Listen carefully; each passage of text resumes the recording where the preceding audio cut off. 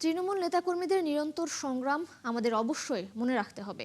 বিএনপির ভারপ্রাপ্ত মহাসচিব হবার পর গণমাধ্যমের সঙ্গে আলাপে এমন কথাই বলেছেন রুহুল কবির রিজভী। সকালে নিজ বাসভবনে নেতাকর্মীদের কাছে কৃতজ্ঞতা প্রকাশ করে বলেন, তাদের জন্যই আমাদের দল এখনও টিকে আছে। রিজভী আরও বলেছেন, জনগণের দল হয়ে দেশ চালাতে হলে জনগণের কাছে জবাবদিহিতা প্রয়োজন।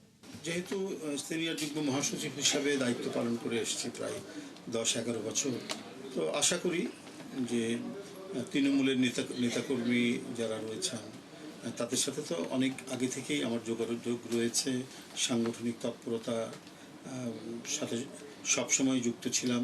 দলের চেয়ারম্যান এবং মাননীয় প্রধানমন্ত্রী যে দায়িত্বটা অর্পণ করেছেন দলের ভারপ্রাপ্ত মহাসচিব হিসাবে, আমি সেটাকে যথাযথভাবে এবং সর্বোচ্চ প্রচেষ্টা দিয়ে করার চেষ্টা করব।